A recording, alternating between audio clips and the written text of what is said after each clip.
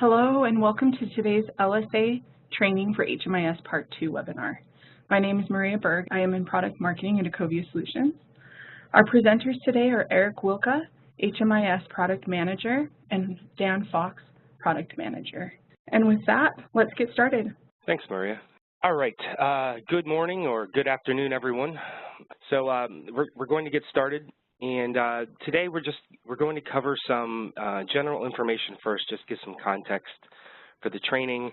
Then we want to give a couple update, things that we've most recently heard from HUD, especially for those of you who were unable to make the last training. And then for those of you who did submit questions ahead of time to your account managers, we appreciate that. We're going to address some of them. And then we're going to move over to a live quote-unquote demonstration in the system to walk through different fields in your project descriptor data elements or project setup that are going to be relevant for LSA. So real quickly, just right off the bat, we want to make sure that everyone here on the phone knows that this training is intended for system administrators.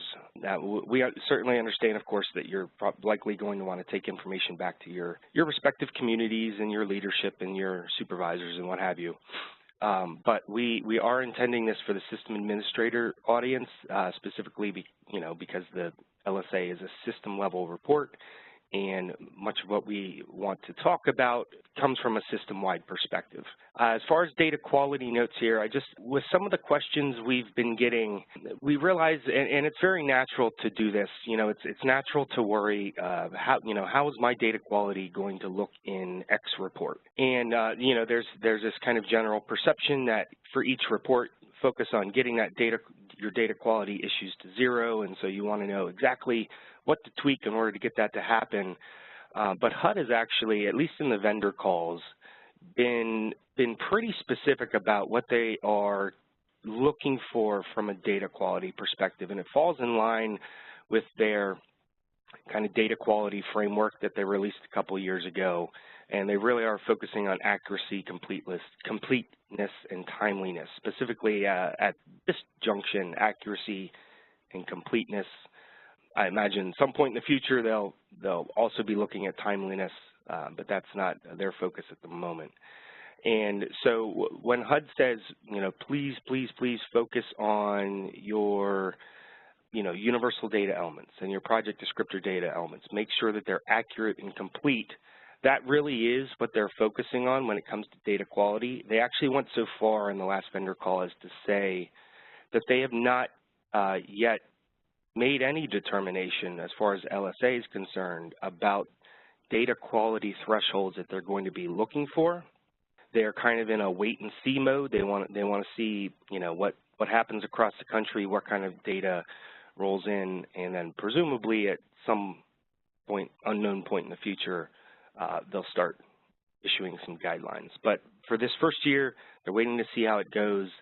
I'd encourage you all to make sure that you're focusing on accuracy and completeness. Hopefully that can free you up some mental bandwidth for chasing every rabbit down every hole that I'm sure you all experience in your communities. So this again, we mentioned much of this in our last webinar. I just want to cover it again to make sure that everyone has a chance to hear it. We did update this a little bit based on information we heard last week in the vendor call. So we do know that HUD is going to be releasing changes to the LSA specifications and the sample code and the test data, and that they have not yet currently finalized them. We were unable to get a projected timeline for when that would happen. So HUD, and I believe they also stated this publicly on the System Administrator webinar, HUD is working on moving the entire timeline back, not only when the report needs to go live, but also from your perspective, when your submission deadlines would occur. We don't, a couple weeks ago they said, well, maybe 2 weeks on their vendor call. It seemed a lot more open for debate, and they haven't actually publicly stated anything one way or the other, so we're still waiting to find that out. But we just wanted to let you know that there are some things still in flux, as with any new process.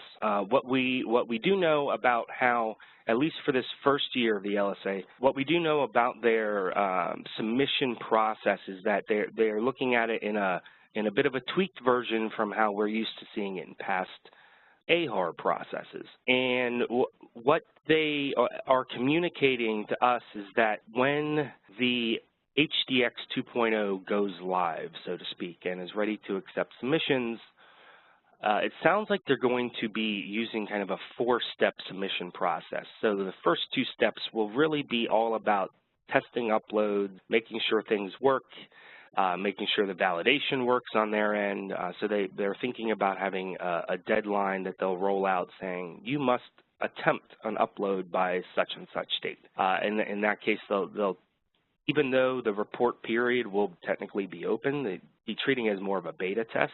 And then they'll follow up with a second deadline that says, all right, you need to have a successful upload by such and such date. Again, if we knew these dates, we would certainly pass them along, but we don't currently know. And then, especially because this is the first year and HUD anticipates, wrinkles, what we've been hearing is that they intend to then take a break from the process, and anything that they discover from uploads across the country, if they realize that something was unclear in the specs or the code or something needs to be tweaked or fixed, then they'll bring that to the vendors, discuss it with them, figure out how to tweak it, and then once that process happens, then they'll roll into the more bona fide submission process, and that will include, submission deadline, working with an apt data reviewer if necessary, running any reports from HDX 2.0 that you might need, any data cleaning that might have to happen.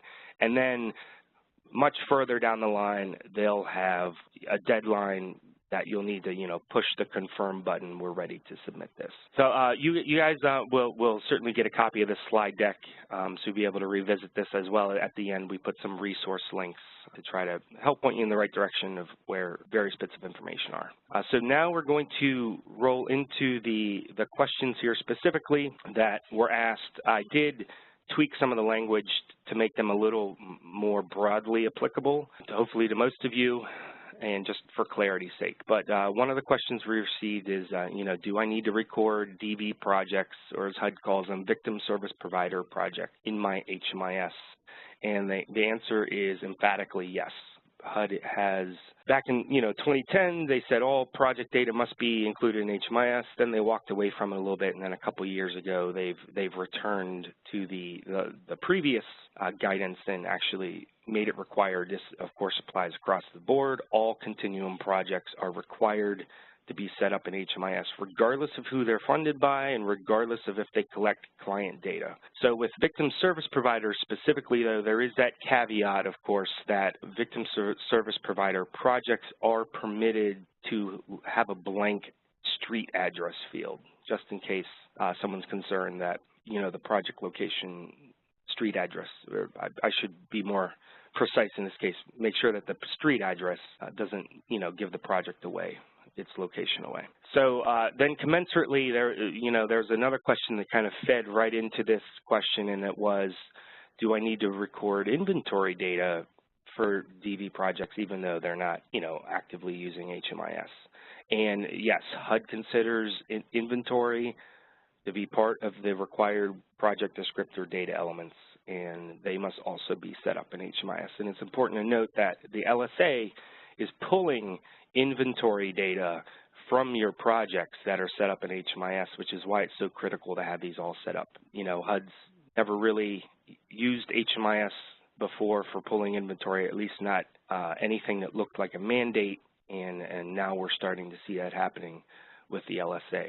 And just for those of you who have VA projects, we want to say it, VA projects that don't record or might still be interpreted as prohibited from using HMIS, those also must still be set up in HMIS. Any continuum project, by the HUD definition, that their primary goal is to serve, provide housing or services to people in your COC's jurisdiction. They must have their project set up in HMIS. We received a lot of questions about how beds should be distributed, particularly if it's a bit nebulous. Well, we serve both, households with children and households with adult only, but we don't really distinguish between the two. What should we do? And I want to say right off the bat that in cases of distribution or policy about how HUD wants things collected, especially as it might track back to the HIC, we're not in a position to be the arbiters of the final truth, so to speak. It really is better that you ask HUD directly through an AAQ. That said, there are some explicit information that we can pass along. This link here, when you get the slide deck, you'll be able to reference it, but in the HMIS data manual, it pretty clearly states that in the case of two different household types here, that you would need 2 inventory records. The challenge, I imagine, that the person who asked this question really is how do you distribute those? How do you prorate those? The data standards manual also gives some guidance about how you could do that. If I remember correctly, 3 or 4 different ways. You just want to make sure you're consistent with whatever way you pick or whatever way you've worked out with your data collectors in the past and whatever guidance they've given you. So we can't give a clear answer, but there are some resources out there, and of course you have the AAQ as well. Yeah, and Dan, really quick before we move on for that, it's still even VASH vouchers and non-contributing projects that wouldn't contribute data to the HMIS. Those still need to be set up too, correct? Correct. I do understand, especially with some VA projects, that they don't always align well with the COCs. HUD and the VA are aware of that problem, and I know that it's always a struggle during the HIC, but the projects do need to be set up in HMIS, and you could ask HUD specifically, how they want to see that if you haven't received good guidance in the past. So we had various questions in different ways, kind of asking about, how often should we review and update our inventory? And as it stands right now, the bare minimum requirement that HUD has is once per year. You should be reviewing that. There's no change, then there's no change. If there is, make a change. Recently, we've been hearing HUD recommend, and I want to just pause here in my, as a recovering TA provider, I want to say that if HUD says, we recommend or strongly suggest or highly recommend, it's probably a good idea, even though if it's not required, to get in the practice of doing whatever it is that they strongly suggest or recommend. It's very likely that it could be a requirement down the road. They telegraph here that they like to see twice a year at a minimum, once before the point in time HIC process and once before the LSA. Now again, that's not a requirement. That is a recommendation, but a pretty strong recommendation. And then of course, if there are any changes that would require things to be updated throughout the year, HUD hopes that you would handle them in kind of a one-off basis and really keep your inventory updated in more of a year-round way to reduce your burden rather than having to go and spend a couple days fixing it all at once. The continuum project field. So we had a question specifically about, the drop down or the radio buttons. Is this a continuum project? Yes or no? If the project is not marked as a COC project, the person who asked this question, you are correct, it will not appear in the LSA.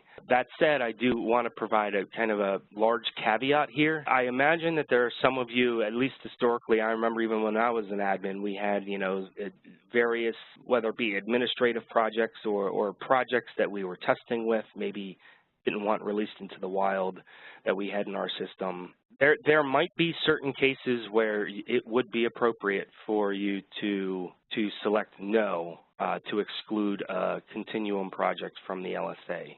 However, you have to remember that now HUD is starting to cross-reference reporting a lot more, whether it be the HIC and system performance measures and the LSA. We already know, for instance, that HUD intends to make a change to the HIC next year to more closely align, specifically around inventory with the LSA. So we know that they're cross-referencing things. And the danger you run if you start trying to parse out, well, for this report, I'm going to exclude this project, but for this report, I'm going to include it. So I would recommend that you know, you don't exclude anything, even if you're worried about their data quality. Again, remember in the LSA, projects, inventory data, location data, that, you know, information about the project itself is being pulled. So I would encourage you not to use the COC project. We will be on the report form, you know, when we release the report form for you all to be able to run the LSA, you will have the opportunity to exclude projects from the LSA from a perspective of enrollments. And I understand that some of you might be collecting, for instance, victim service provider client information in your HMIS. Currently, I don't know that we have an idea for how to help guide you because the DV projects are required to be set up in HMIS, but are prohibited from collecting client data. You might want to set up, you know, turn those off in your system and set up projects that are in fact empty so that the LSA can work right, but you could certainly contact us on a one-off basis for that, and we'll see if we can figure out some kind of solution, or at the very least, at least ask an AAQ. We received a question about start dates for inventory. So the standard kind of dummy value for blank dates in the database is January 1st, 1753, and someone knew that and asked if it was acceptable for start date for inventory. The answer is no, it's not acceptable.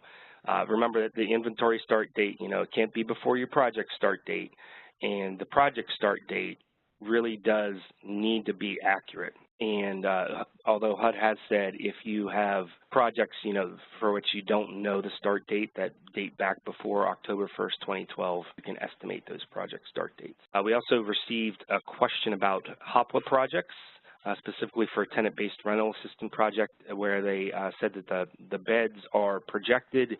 They're not a set number of beds. The only guidance we're really in a position to be able to give here is this is somewhat explicitly addressed in the HOPWA program HMIS manual.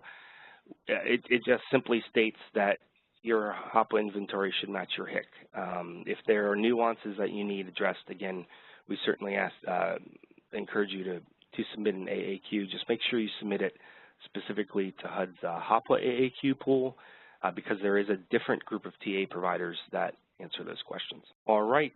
If we don't have any questions, Eric, I'm going to move on to the live portion. And I just do want to say, you know, after this slide, there are some resources and links so that when you all get this slide deck, you can reference those.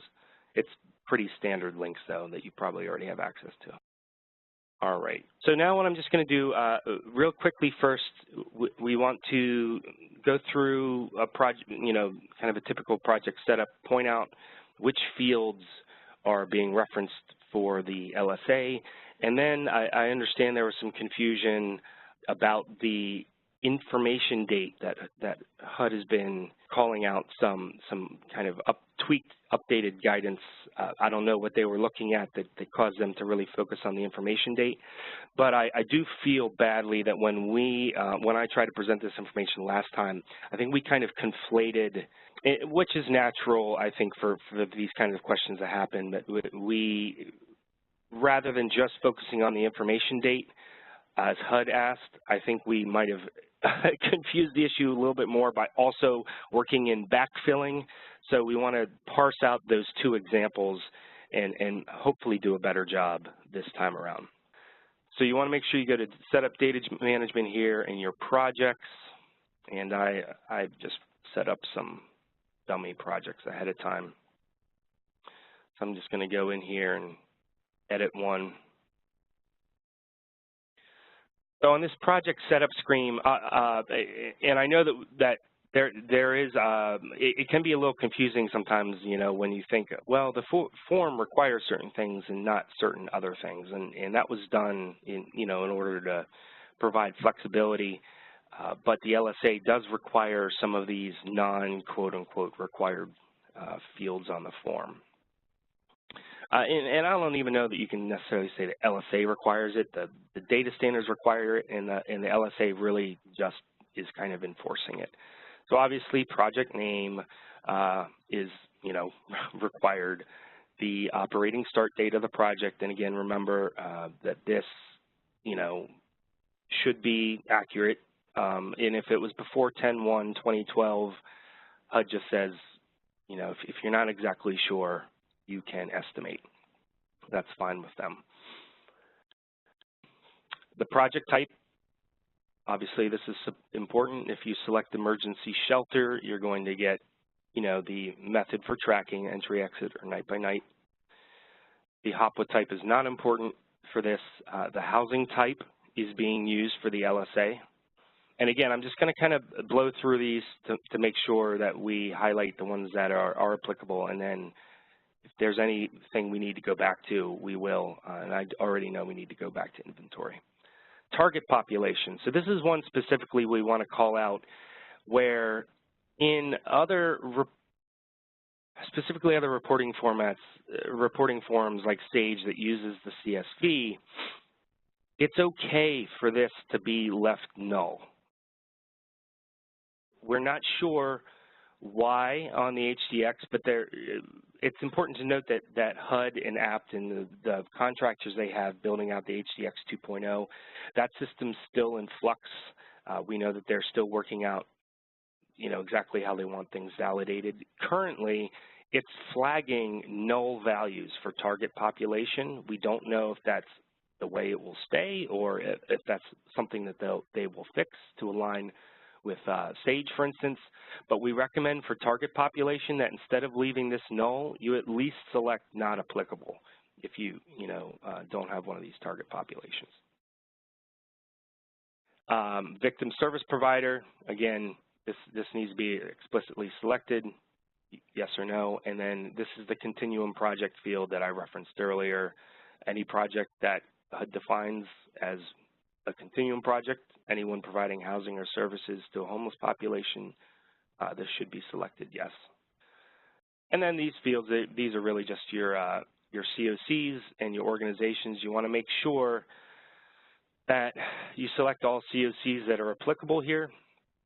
And just keep in mind that when you select your COCs, it cross-references with your inventory. So for instance, if I were to select here that this particular project, this would be a bad example because it's a shelter, but let's just pretend that it serves both Salt Lake City and the Utah Balance Estate. If I went to my inventory and realized that it's only supposed to be, actually let me think of a better way to rephrase this. You can't unassociate COCs once you've set up location and inventory data. So make sure that this is correct before you set up your inventory and location data. I think that's probably a more correct way of saying it, not get in the weeds. All right, so that's the project setup screen. If you go back to setup data management, grants, your grant setup is going to be important for the LSA. Just going to pick one of these here. And specifically, there are quite a bit more things here that are important. You know, everything is required. The federal grant program and grant component is really what the LSA is looking for. We'll validate, of course, that you have a name, but this information it's important to set this up and then make sure you go to your grant access. So I'm going to look for this grant. Just pretend I just set it up. I'm going to look for this grant and make sure I associate it with the particular projects that receive that grant. And just make sure that the begin date for this association can't be before the grant begin date. So that's a really easy step. Just make sure your grant's set up and then come here and make sure they're associated. But this information is being pulled through this association into the LSA. And then finally here, we're going to go back to projects. And I'm going to pull up one of my projects. Now, for your location information and inventory information, you'll edit it here. And first I'm going to go to project geocode. I've already set one up so you can see what it's like. You could, add new. Just can go into edit. The information date is critical. The COC code is also critical. You see, if I had associated the project with multiple COCs, I'd have multiple COCs, and I would need an inventory or a location and an inventory record separately for each one. Street address, again, it should be completed unless it's a DB project, and the zip code. So the zip code is also really critical for the LSA, and it's critical because of this field that is once we push out the LSA, you'll find that on this form, this field will become visible for you all. And this is not a user-defined field, this is a system-defined, and but this is a list that HUD has released that they cross-reference every zip code in the country to a specific way that they want that geography classified. So in this case, Salt Lake City is urban. There will also be suburban and rural. This is not something that you'll need to change, but I just want to mention that the zip code is critical that be entered in order for this to be properly identified so it doesn't get flagged in the LSA.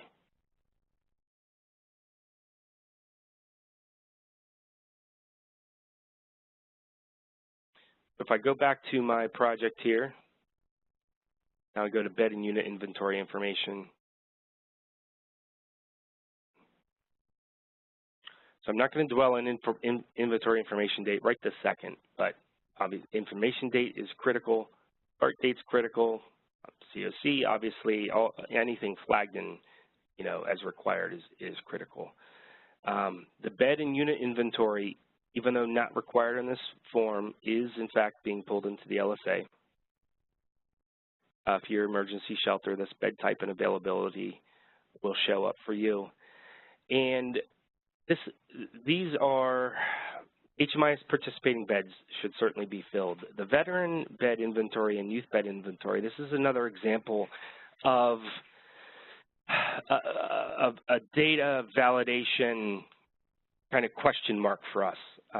While it's not, while the CSV expects that it could be null according to the 611 specifications and other systems allow it to be null, currently HDX 2.0 is flagging it. So, I mean, hopefully it won't flag it in the future, but just to be safe, I recommend while you're in here, just, stick in zeros. That way there's some integer in there as opposed to it just being null. You want to make sure you avoid any annoying little possible challenges as you all are trying to upload this first year.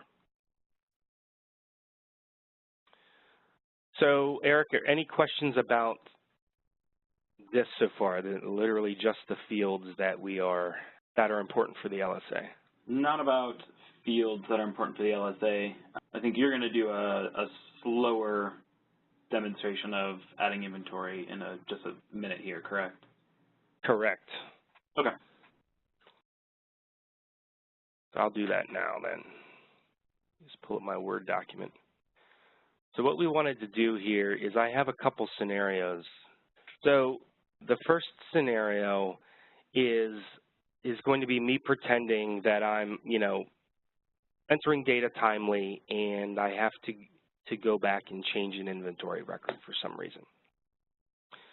The second scenario we'll do here is just highlighting in a more explicit way than what we tried to do before, the difference between backfilling and under development inventory and how that information date can be different depending on the scenario.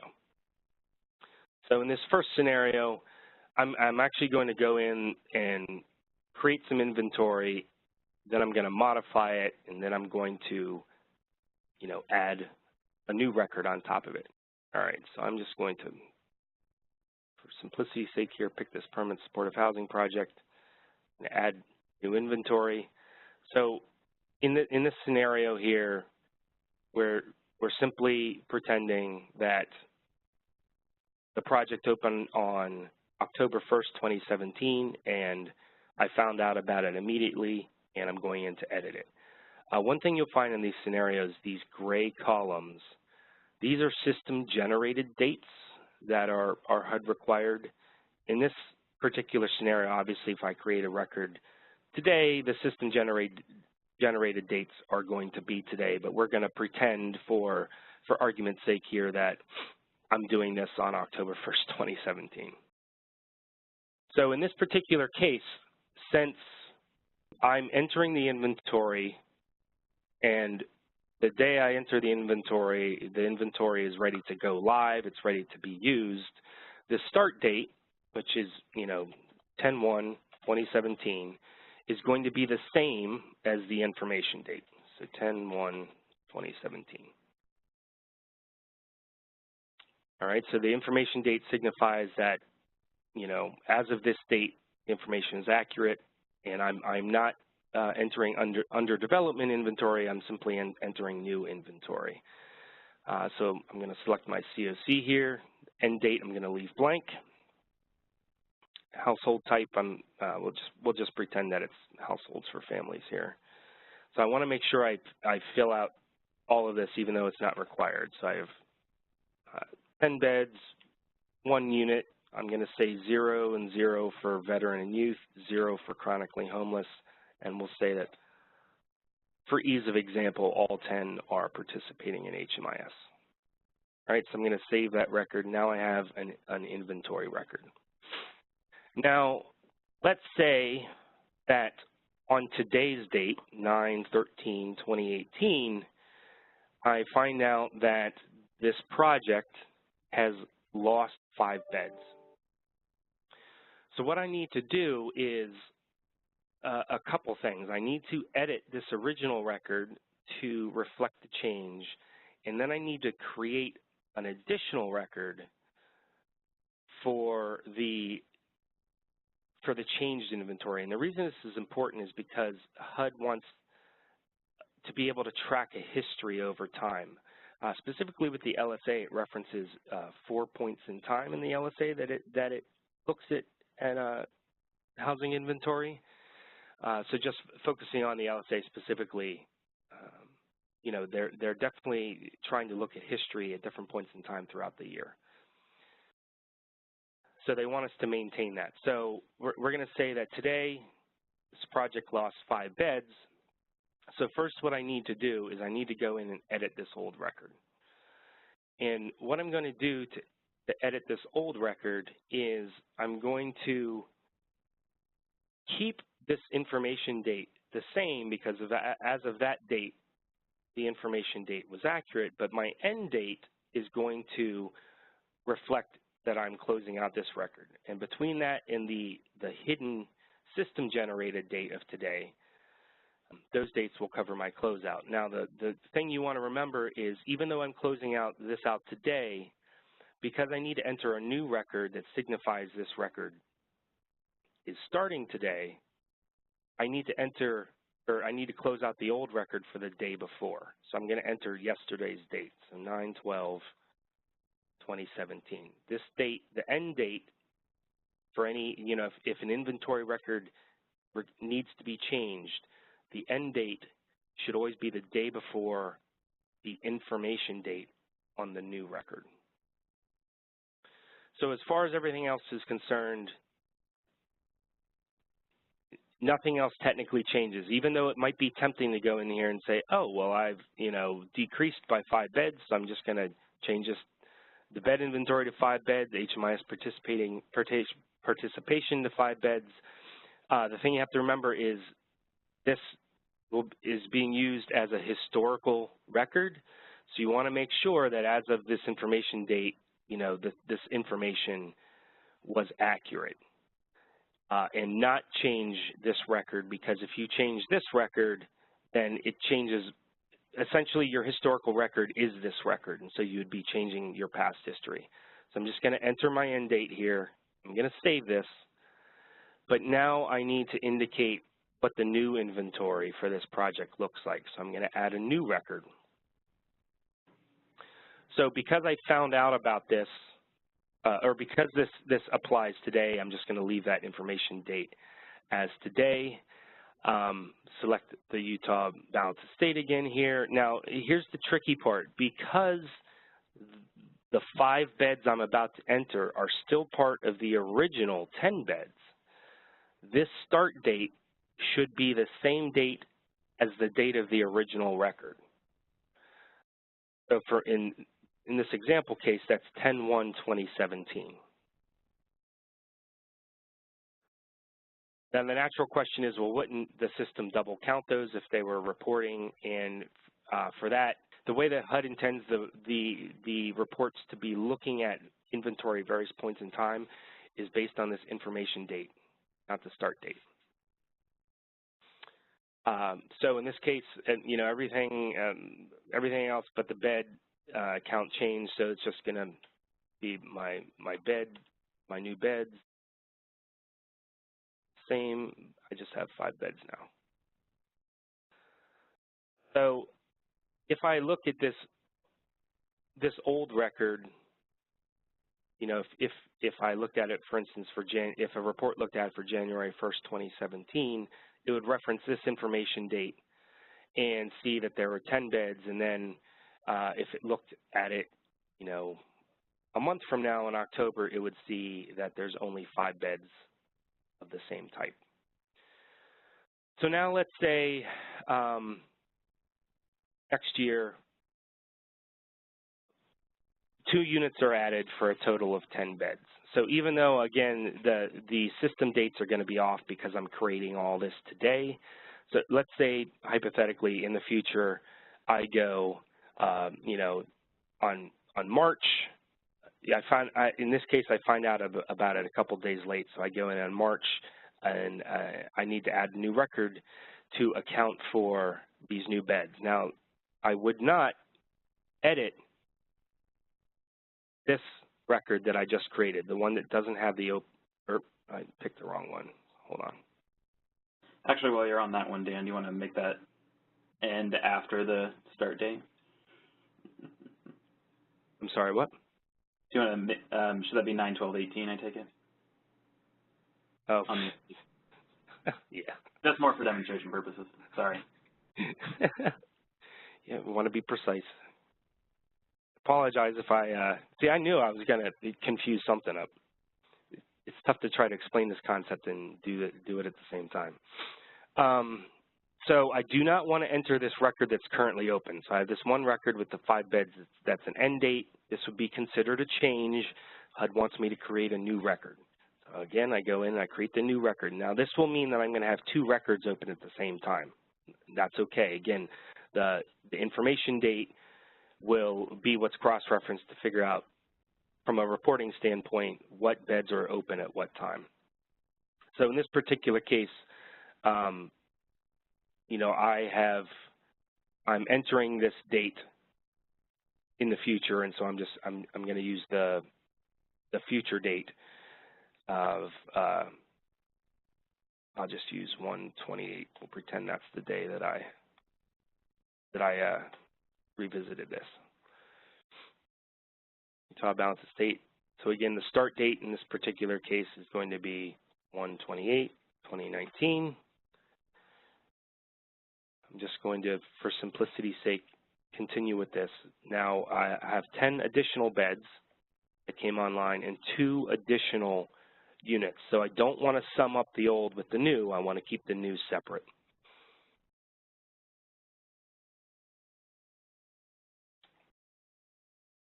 No end date. So what will happen here is once I save this record, there we go. System's struggling a little bit because I'm hosting WebEx at the same time. I'll have 2 open inventory records, which depending on the point in time, the report will either look at as 5 records or 10 records. So if you were reporting in April, it would see 15. If you're reporting, you know, back before this additional 10 beds came online, it would see 5 beds. That's the first example there. That's just editing, trying to keep historical accuracy in your inventory record. The second one is is really like what to do when you have to backfill data versus when data is under development. Let me pick a different project here. I'll just pick this. So in my first example, I'm going to say that, I have this thing coming up called the LSA, and I realize I need to complete inventory, and so I'm going to, backfill my data. And in this particular case, I'm trying to backfill data that opened on October 1st, 2017. So in this particular case, because I'm backfilling my data, the inventory information date and the start date would just be the same. So if you have 15 different projects that need inventory, just make them the same, the start date and the inventory information date. So in this particular case, 10/1/2017 there, 10/1/2017 here. I'm going to pick my COC. My inventory, we're just going to stick with the 10/1 example again. Again, I'm going to put in zeros here because I don't want to take the chance that validation will flag a null value. And 10 HMIS participating beds. And in this example, this inventory is still active, so no end date. All right, so I backfilled a record back to October 1st, 2017. Now let's say I need to enter a record that will be coming online in the future, and I think this is where I confused people last time. So in this particular case, if you are entering data proactively about your inventory to indicate that inventory is going to be coming online, the best example of doing this I can think of would be for the HIC when you're trying to identify under development beds. Your information date does not need to align with your inventory start date. In fact, your information date would be before your start date, and it would be the date that you're creating the record. So if I'm creating a record now for a project inventory that's going to be coming online December 1st of this year, my information date is going to be for today's date. Under the hood, since I'm creating this record today, the created date of the record, the system is automatically going to record as today. The start date I would put in as the actual date that this inventory is supposed to come online. So I'm going to say that's 12/1/2018. Now, if for some reason this December comes and this inventory doesn't come online until 12/15, then in that particular case, I could just come back in, edit this record, fix this date, and then make this information date, inventory information date, the same date as the new start date. That said, if everything operates according to plan, I should not ever have to come back and edit this record unless I need to add inventory or close it out or something like that. Make sure I select my COC there, my beds, units, 0, 10. And what will happen is if a report looks at it compares the inventory information date to the start date. In this particular case, it would be able to identify that the beds haven't come online yet and they're under development. So those were the scenarios I had. I hope I was able to clear it up. I know we are starting to wind down on time here. Eric, were there any questions that we need to address? So a lot of questions about how far back do we go? With what specifically? With entering in inventory information. So I don't know that I have a perfect answer for that. I can say the LSA is looking at inventory for your active report period, which for this upcoming LSA would be October 1st, 2017 through September 30th of 2018. That said, I would encourage you, of course, if we're coming at it from HUD's desired accuracy and completeness perspective, we have no idea how HUD might intend to use this information in the future or what they might change.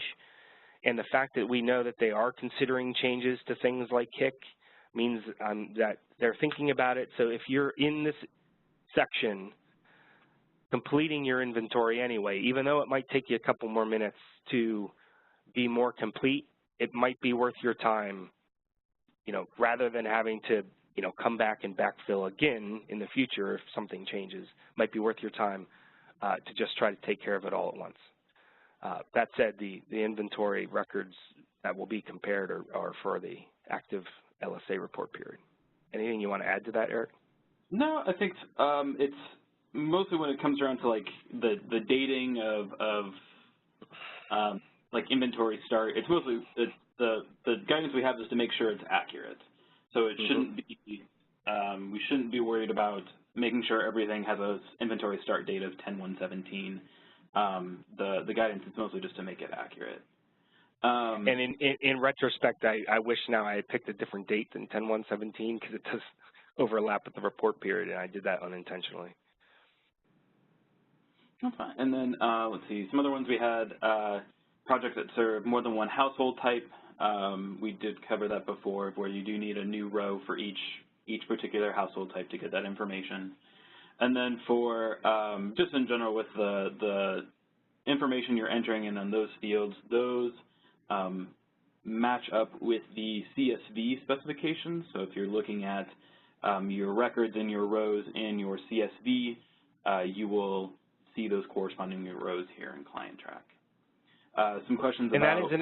that is an interesting note, Eric. I just want to say that, I know that there are some of you who, track inventory differently for your, whether it be eligibility purposes or coordinated entry purposes, et cetera.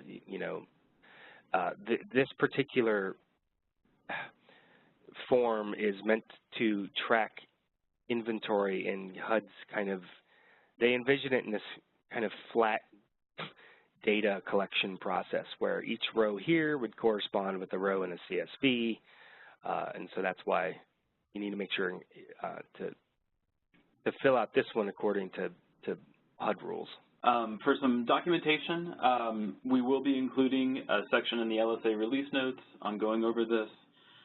We also had similar information in the data standards collection update from 10/1/17, and all the definitions that you're hearing us use or hearing us reference, they are in the HMIS data standards manual. So if you're curious as to what the long definition is for some of these fields, all of those can also be found in the manual. I think those are the general categories. Again, just another general reminder. So we can repeat back guidance that we have from the manual. If you have questions on specific projects, this is the situation, how should I put in these types of beds, or that, if it's not in the guidance, in general, we would recommend going to an AAQ, submitting an AAQ, giving the full history of your project so that way the TAs have the best information available, and they will be able to instruct you on how exactly HUD wants it in there for that specific project. Yeah, and I know too, especially when it comes to HIC, and there is kind of a natural conflation between HIC and LSA, which I think at this point is starting to become intentional with HUD wanting to align things. We understand that you might have received specific guidance to count something a certain way in the HIC. We're really focused on the dates and what's physically in the field to make sure that gets pulled out correctly for your LSA. But if you've been instructed to count something in a particular way by a data collector or TA provider, you should certainly follow that guidance. Yeah, and also with the difference between the CSV and the HIC, the HIC is very much on this night, what are your current beds, what do you have available in this breakdown, whereas the LSA for inventory, it's a little bit different nuance there. With that, that is the content that we had, so thank you everyone for joining us. Again, just a reminder, so you have the documentation links up here. You do have the data manual for fields and kind of the nuance that goes on behind it, notices for how recording inventory, and refer back to release notes, and we'll also have some additional guidance coming out for entering this information. So thank you for joining us, everyone, and we will see you next time.